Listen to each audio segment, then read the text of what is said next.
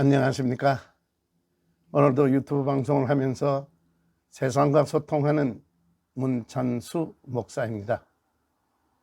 오늘 우리가 살펴볼 말씀의 제목은 성탄절의 진정한 의미라고 정해 보았습니다.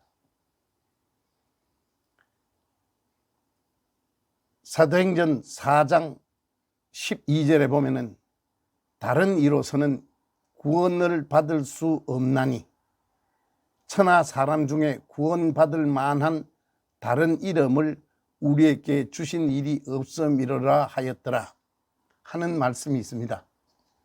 좀 쉽게 말씀드리겠습니다. 이 세상에는 이 세상을 구원하겠다고 나선 사람들이 많이 있습니다. 그런 사람을 성현이라 그러죠. 석가나 공자나 마호메트 같은 사람들입니다. 그러나 성경은 분명하게 이 세상을 구하는 구원자는 예수 그리스도 한 사람 이외에는 아무도 그 권세를 허락한 일이 없다고 이 세상을 만드신 창조주 하나님께서 우리에게 알려주십니다. 우리가 그렇게 기다리고 기다리던 우리를 이 세상의 죄에서 구원해 주실, 죄 문제를 해결해 주실, 그래서 하나님 앞으로 나아갈 수 있는 그 길을 열어주신 분은 하나님께서 정하신 방법대로 이 땅에 오셔서 우리의 대속죄물이 되어주시기 위하여 오신 예수 그리스도 한 분 이외에는 없다고 성경은 우리에게 알려줍니다. 그러기에 우리는 우리를 구원해 주시기 위하여 오신 그 예수 그리스도의 오심을 찬양합니다. 그래서 성탄절을 우리는 기쁨과 감사로 맞이합니다. 사도행전 16장에 보면은 사도 바울과 실라가 빌립보 감옥에 갇혔습니다. 그런데 그 밤에 지진이 일어나고 감옥이 깨어지고 하는 난리가 났습니다. 그 당시 옥을 지키던 간수는 이 닥친 환란에 대하여 기가 막혔고, 그래서 사도 바울에게 쫓아와서 선생이여, 우리가 어떻게 해야 구원을 받겠습니까? 라고 질문합니다. 사도 바울은 그 간수에게 이야기합니다. 주 예수를 믿으라, 그리하면 너와 네 집이 구원을 얻으리라 라고 가르쳐 줍니다.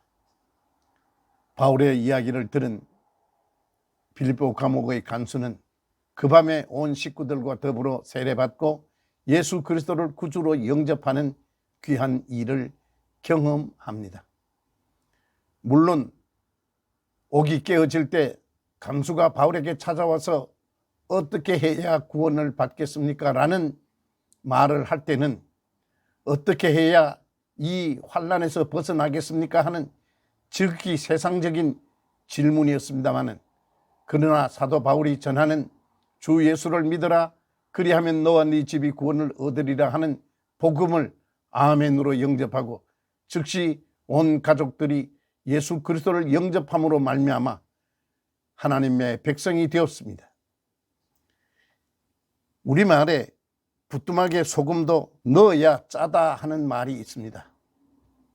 다시 말해 예수 그리스도의 이름을 안다라는 것과 예수 그리스도의 이야기를 들었다라는 것으로 우리가 구원받는 것은 아닙니다.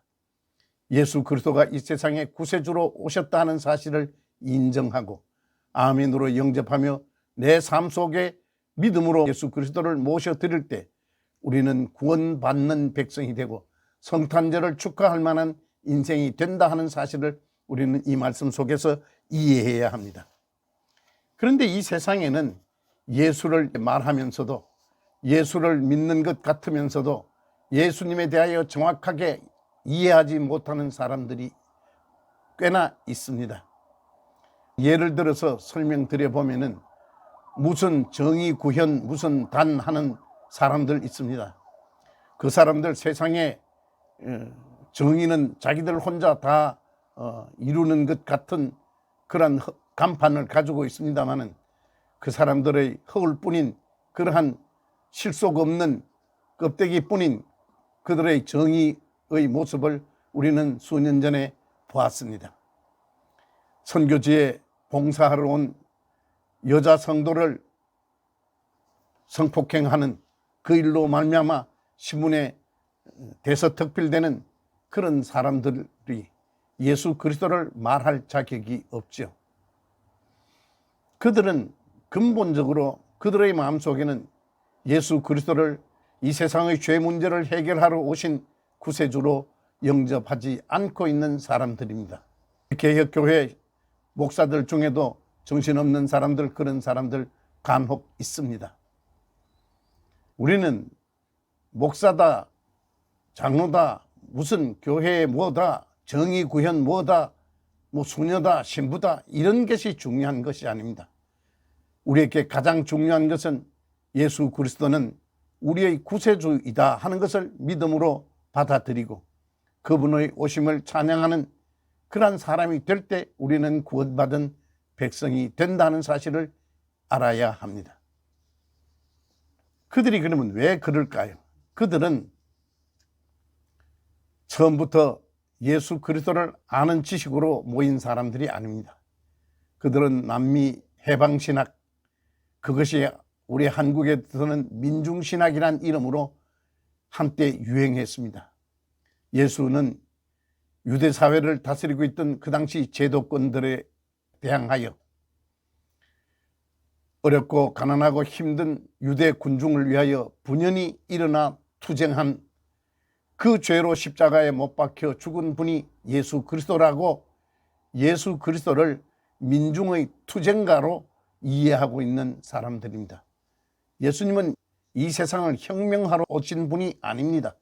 예수 그리스도는 이 세상에 헐벗고 굶주린 사람들을 배불리 밥 먹이기 위해서 오신 분이 아닙니다. 죄 문제를 해결하기 위하여 하나님께서 보내신 예수 그리스도는 우리의 구세주로 이 세상에 오셨습니다.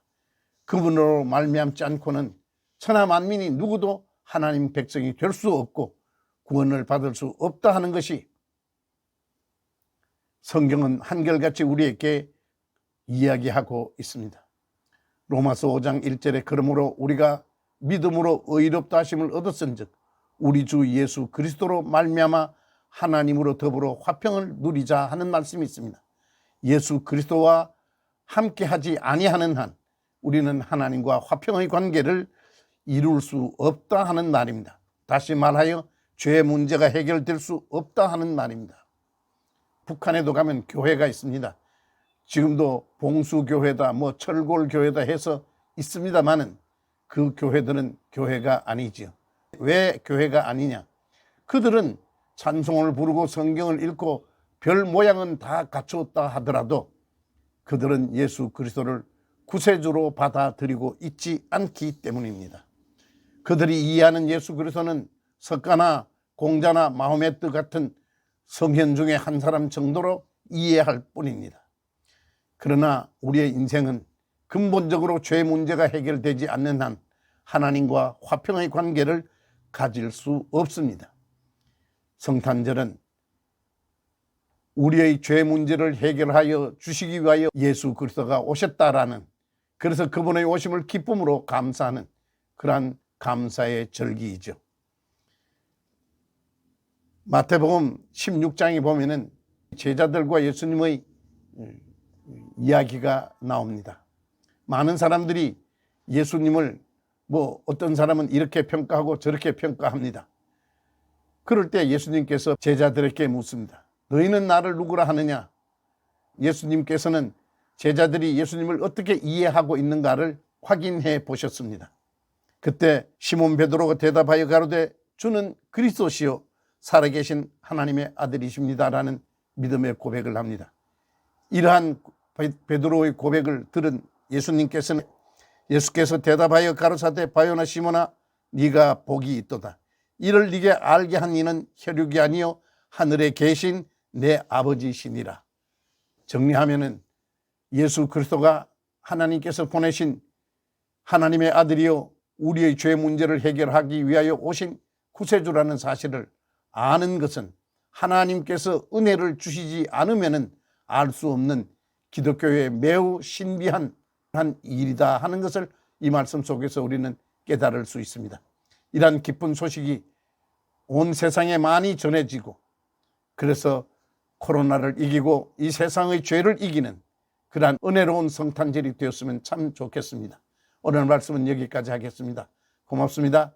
좋아요 버튼과 구독 버튼 눌러주시면 방송을 준비하는 목사에게 위로와 격려가 되겠습니다. 감사합니다.